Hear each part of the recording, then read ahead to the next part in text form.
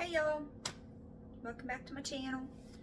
I am going to show you guys a recipe that you are going to love if you love homemade bread, but some of the like artisanal breads, like the crust can be a little too tough, especially if you have like sensitive teeth or if you have dentures or anything like that.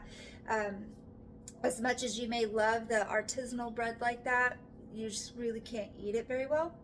I'm going to show you a bread recipe that is really quick, and there's only just like I think 5 or 6 ingredients, and it is the most amazing, softest bread that you will ever have. You can use it as a baguette. It'll make 2 small baguettes. It'll make like 6 like hoagie rolls, 6 hot dog rolls, or 6 hamburger buns. So it's your choice. I like to use it as the baguettes because we just tend to eat it with our dinners, especially my husband. He loves it. And so come with me, guys, and I will show you exactly what to do. Okay, so to show you ingredients that we need, I have already gotten most of the ingredients in my containers, but you are going to need, I use bread flour, but you can use AP flour, or you can even, no, I think you should just either stick with bread flour or AP flour. I haven't tested it with whole wheat flour yet, so I don't know if you can do half AP flour and half whole wheat flour. I will try that recipe and I will let you guys know if that's possible, if it still comes out very, very light and soft. So I'll let you know. I'll try it. But you're going to need 2.5 to 3 cups. So I have 2.5 cups of bread flour already, and I'm going to keep a half a cup aside because sometimes you don't need it. It depends on the humidity where you are. Where I live, it's usually higher humidity, so usually end up needing the other half a cup. So, but I do like to just start off with the 2.5 cups. And then, so next you are going to need a cup and a half. What did I do with my water? Hold on. Okay, found it. So you're going to need a cup and a half of very warm water, and it needs to register between 110 up to 120, but not past 120. I like to go about 110 to 115, and I'm just taking my meat thermometer and I'm just checking the water temperature right now to see if I need it hotter or cooler. If you, even 105 would suffice, but the hotter the better, because it's going to activate, but like I said, not up to 130. It's going to activate your yeast better. So mine's 105, which is fine. I'm fine with that number. You're going to need 1.5 tablespoons of instant yeast. This is active dry yeast, which is the same as instant yeast. It works the same way. Just the active dry yeast, you typically do need to bloom it first, which is putting it in the warm water or warm milk or whatever your recipe calls for. So next you're going to need 2 teaspoons of sugar, and you're going to add that in with your warm water. And then you're going to take your 1.5 tablespoons of your yeast and put that in with your water as well to let it bloom. And then you're going to mix that up really quick, and then you're going to set that aside and let it bloom for about 5 to 10 minutes. Sometimes it doesn't take that long, so just keep your eye on it. As soon as it gets foamy and frothy, that's when it's ready to use. So as soon as I get done incorporating this together, we're going to set it aside. So there we go. Okay, so next step is the salt. We're going to need 2 teaspoons of salt. And what I like to do, because salt does kill yeast, and I also like to use like sea salt. So I'm using 2 teaspoons of sea salt, which is my favorite to use. And I also love to use kosher salt. Some recipes call for it. And if somebody doesn't know what kosher salt is, it is the coarse salt. It's and it actually says on there kosher salt, and it's always coarse. You're not going to find any that's very, very fine. I've not been able to find any. I don't think it exists. So, but we're going to go ahead and mix that in with your flour, because if you don't, then your salt has the ability to kill your yeast. So we're going to give that a good little whisk, get it all incorporated. So like I said, first we're gonna start off with this. So after your stuff gets foamy and frothy, because mine is already starting to get foamy, I'll show you, it's really cool. Okay, see how it's starting to bubble up on top? See that? It wasn't even, what, like 2-3 minutes?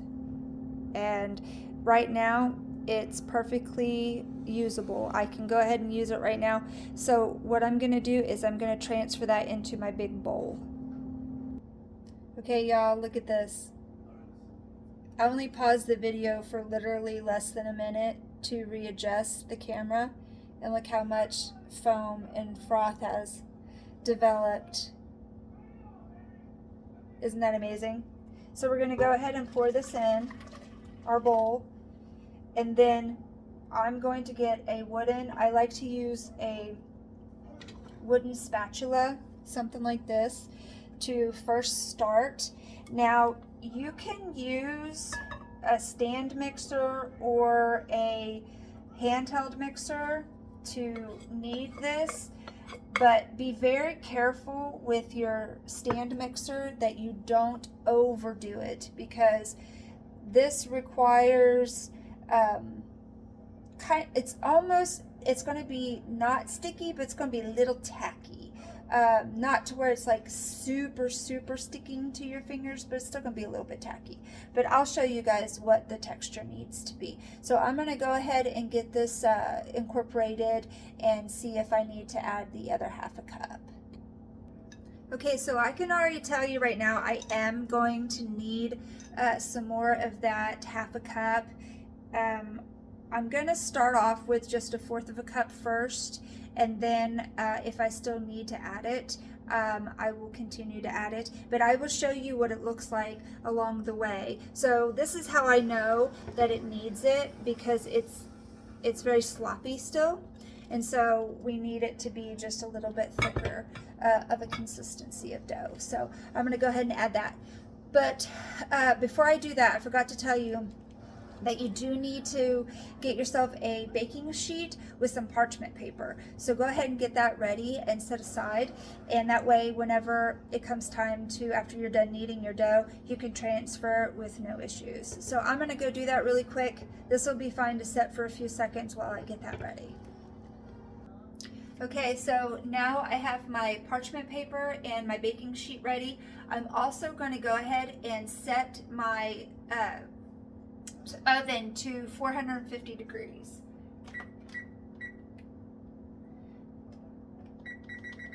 I love this because this recipe is so quick and so simple. Like if you don't have any like hot dog buns or any hamburger buns in your home, and you don't have time to run to the store, but you do have a little bit of time to make this, it literally takes less than 45 minutes to get all of this done. So I'm going to start off with like I said, 1/4 of a cup, and I'm going to dump that in there.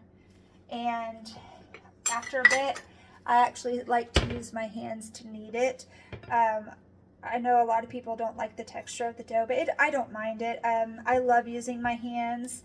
I do a lot of crafts and stuff like that. I crochet, and I know how to sew, and I love to go out there and garden and stuff. I just love using my hands. I love using the tools that God gave me. It's the most amazing gift ever, being able to use your hands. And I feel so bad for the people that have had that ability taken away from them. But but then again, those people do amaze me when they find ways around it. The human spirit, that people have that can't be broken is just the most admirable thing that I can think of. I think that it's just so cool that people can find you know, find ways around things, or if you have a problem, they can figure it out for themselves. And I just think it's so nifty that people can problem solve like that. That was the word I was looking for, problem solve.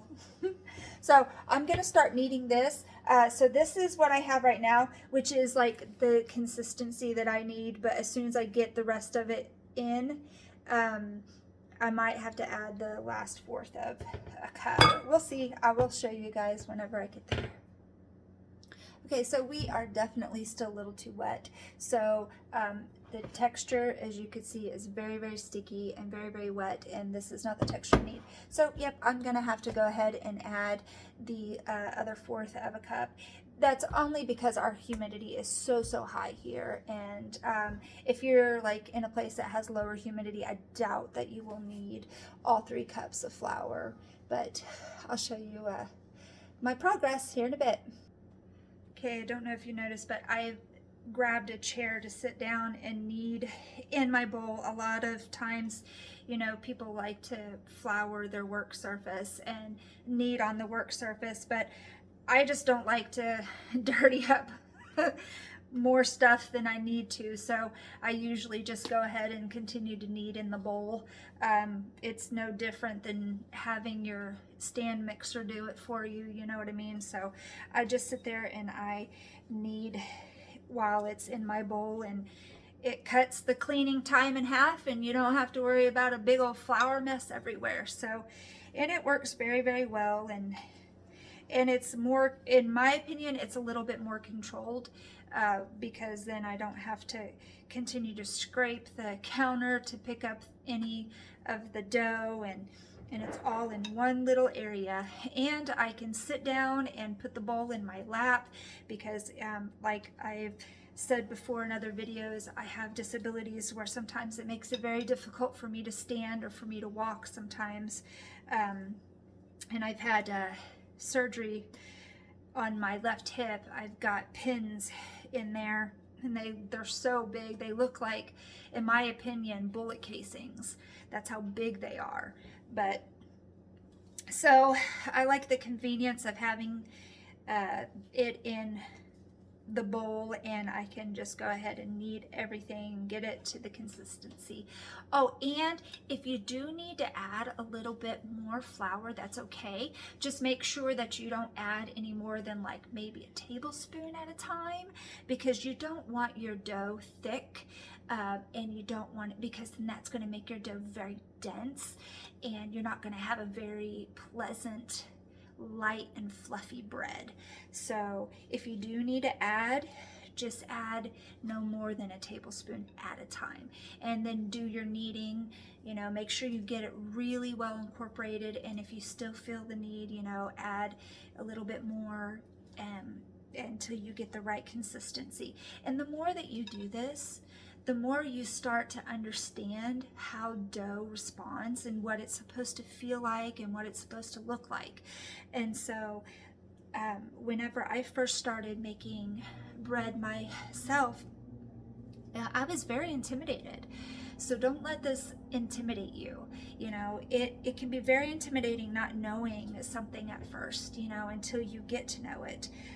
I would get so frustrated because a lot of my dough and my dough would turn out not right, and my breads would be super dense, or they wouldn't cook all the way in the middle, or I'd end up with big holes in my loaves. I still end up with holes in my loaves sometimes, just depends on what I'm baking. But yeah, don't get discouraged, you know, just keep going, keep trying, and you'll eventually get it. And it's just the most wonderful thing knowing that you've made something yourself by your own hands, and when people enjoy it, that is the biggest satisfaction that I can even have for myself, is whenever I see my family and my friends enjoying something that I've made from my own hands, whether it be me cooking for them or me creating a crochet piece for them or an art piece for them or something, you know. And I just, that's my love language, is giving. Like, I love to give, whether it be cooking for somebody or gifting them something. That is just my absolute love language, is giving, and I never expect anything in return. their smile and their joy is everything that I could ever ask for in return. But yeah, so I'm going to go ahead and continue to knead this, and I will show you what the end result is supposed to look like. Okay. Okay, so I am definitely going to have to add a little bit more flour.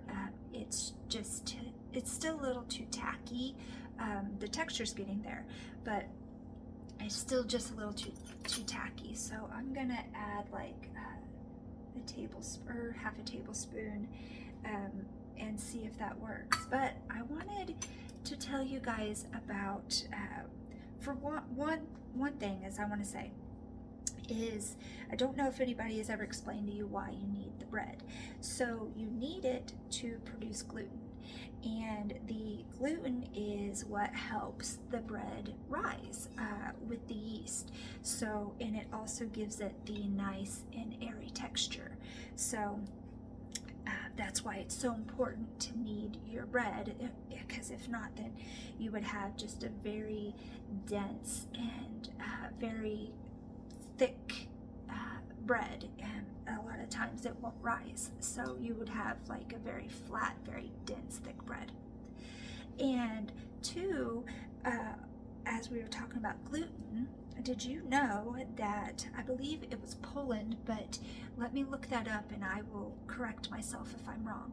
But in World War II, because of the extreme famine that happened in Poland when the war was going on, there was no bread available, and there was hardly any food available to this one particular country or town. And within this area, they found this one particular scientist had noticed that the stomach issues of those people had declined rapidly. And then when the I think it was maybe the Italians that sent over some bread to help, that it was either the Italians or the Irish, I can't remember exactly. I'll have to look up the actual story and I'll let you guys know the whole story. It's so interesting. So then the scientist was watching closely with this town, and noticed that when they reintroduced the bread, that stomach issues started up on the rise again. So then this scientist started doing experiments with people that had the issues with their stomachs with bread. He would take bread away and then he'd give it back, and then he found out about celiac disease. And so if it wasn't for that famine in Poland, we wouldn't have any idea today about celiac disease and how gluten causes it. So I think that is so interesting, how, you know, one horrible event led to, you know, an amazing discovery. So, and that just goes to show you that even though you may be going through something bad, something good can come out of it. And that's what I gotta tell myself too. I gotta remind myself of that every day. God works in ways that we don't even know. And He is doing things behind the scenes that we could never even think of. So just remember, out of bad can come good. Anyways, yeah, I'm going to continue with this. I might have to add just a little bit more flour, and I think we're just about done, and I can get this set up and start my next recipe, which is going to be something that my husband and I came up with today, and it's going to be a blackberry cobbler crumble strudel all together. So, because he wanted the best of all worlds, and I'm going to do that for him because he deserves it. So this is the exact consistency that you need it to be. I'm going to show you. See how it's not sticking to my finger? Yep, that's what we mean by not sticky. Yep, just like that. So this needs to be transferred over to my baking sheet, and I am going to half it really quick, and I am going to get it like in the shapes that I need and put it over there really quick. So just give me a second and I'll show you what I'm doing. Unfortunately, guys, I still have to like do this on my counter, so I do have to make a small mess on my counter, but it's not as big as it would be if I was kneading the whole thing on my counter. So I'm going to get this out of the bowl, and I am going to shape it into the two shapes that I need, and I'll transfer it over to my baking sheet there. So let's get this. Oh, it's still sticking a little. Wow. Like I said, it's still going to be like a very soft dough, so it's still going to be just a little sticky whenever you cut into it and whatnot. So I'm going to shape this really quick and get it ready to go on my baking sheet. So, okay, I'll show you what it looks like afterwards. Okay. Okay, so I'm going to show you guys really quickly how I roll up my dough to make a baguette. So I'm just going to sit there and take it and roll it up, and like I said, it is going to still be a little bit sticky. It's going to stick to surfaces and stuff, but when you take your finger and touch it, it's not tacky, see, and that's okay. So then I like to, and it's not going to be like absolutely perfect, and I tuck in the ends a little bit to make them a little bit more pleasing, I guess, and not so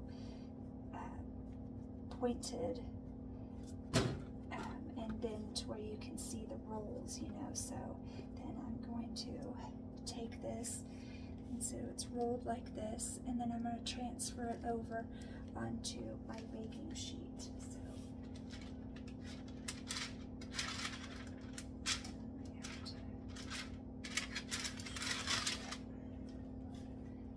we are going to, I think this one needs to actually be yeah, this one's a little too sticky yet, so I'm gonna have to knead this one just a little bit longer. Hold on. Okay guys, so I went ahead and I sprinkled a little bit of flour over the top of it, and I'm just gonna score it. I'm just gonna put a couple little slices in the top to make it look fancy, but you don't have to do that if you don't want to. And if you, oh, I tore that one all up. Meh. Oh well. It's just going to be me and my husband and my son tonight, so it doesn't have to be perfect. Anyways, so this is what it looks like. This one has already risen. This one, I don't know why, but it was still a little bit too sticky and tacky. So I had to knead it just a little bit more, but I got it all done, and I'm going to let it rise just a few more minutes, and then we're going to transfer this into the oven for about 10 to 15 minutes. And I'm telling you what, guys, it is the easiest recipe in the world, and the only reason why the video is over 20 minutes is, well, it's because I have to move my camera around, and I have to get things set up and stuff like that and do all that good stuff. But if I was doing this without the camera and without having to record any of this, I would have already had all this done within 15 minutes. I'm not joking. It literally is just a 30-minute recipe, and mine usually is done cooking around the 12-minute mark, but sometimes it just depends, you know. It can go up to 15, but usually it's done about the 12-minute mark. So I'm gonna let those rise just a little bit longer, and I am going to go ahead and get everything, sorry, that was a close-up. I'm gonna get everything ready for me to start on my blueberry cobbler crumble strudel. So I will let you know what it looks like when it's done. So just hang tight. Okay, so I just put the baguettes in the oven. I have it set for 12 minutes, and my husband was telling me about when he was younger, there was this, what was it, a farm? It was just a farm? Called Grandpa's Blueberry Patch. Okay, so something like Grandpa's Blueberry Patch, close to where he grew up, close to what, Seymour, Missouri, you said? Fordland, Seymour area, over in that area. And he said that there were, it was like in the middle of nowhere, and when he wandered off as a kid, you know, they sold blueberries there and you picked it yourself, and he wandered off and he found blueberries this big there. That, could you imagine a blueberry that big? Oh, I'd be in heaven. They were Love blueberries. Bushes that were like but, 60, 70-year-old bushes. That no, you said even longer. You said the 1800s. Yeah, late 1800s. They said. That's longer than 70 years, babe. That's over 100 years. Yeah, so those, he said that whenever they found him and stuff, that they told him that those blueberry bushes, were they wild blueberries?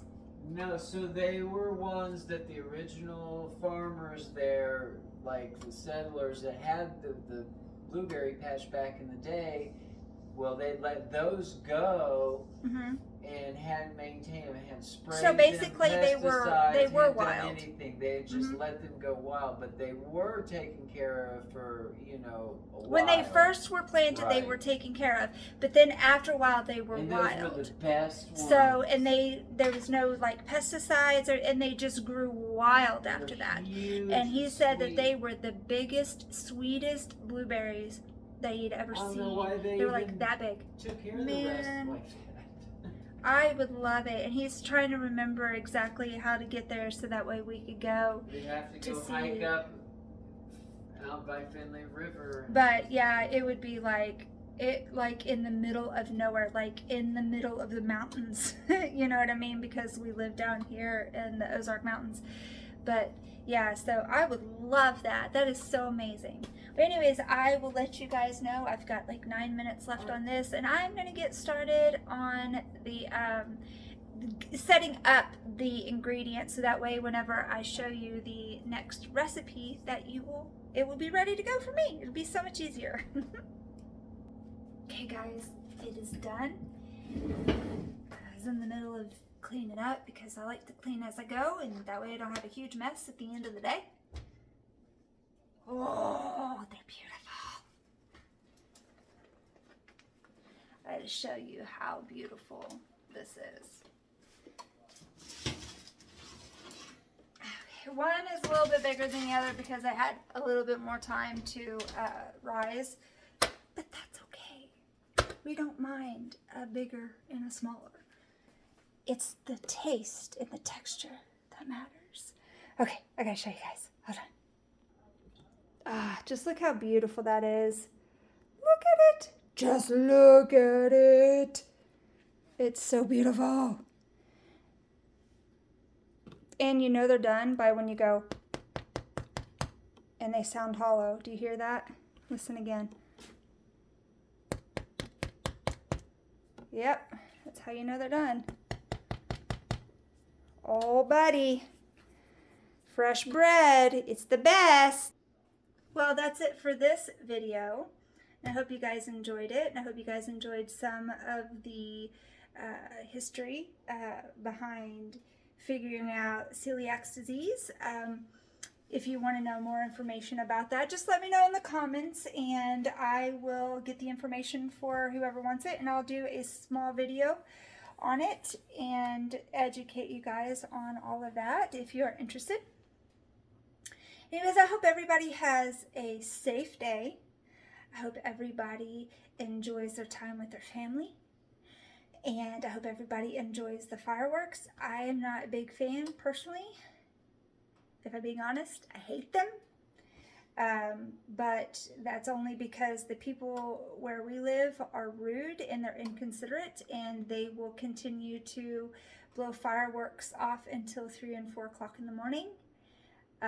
Or they will start at 9 in the morning and start setting them off, and they will do it a week before the 4th even happens. So, yeah, we have inconsiderate people. Yeah, they just take advantage of where we live because eventually they'll probably make it to where nobody gets to shoot fireworks because Yeah. they'll ruin it for everybody. Yep. And I know it's one specific family that lives behind us, like maybe 2 streets over. And they do this every year, and they are just they're the type of people that are selfish, and the whole world just revolves around them. It's just them. They don't care about anybody else. But yeah, if it wasn't like that, then I wouldn't have an issue with fireworks so much. But because we have inconsiderate neighbors in our neighborhood, that is the reason why I'm not a big fan. Anyways, I hope everybody else has a great day, and happy 250th to America. Bye guys. See you in the next video. Remember, Jesus loves you and God is always there for you. I love you. Bye.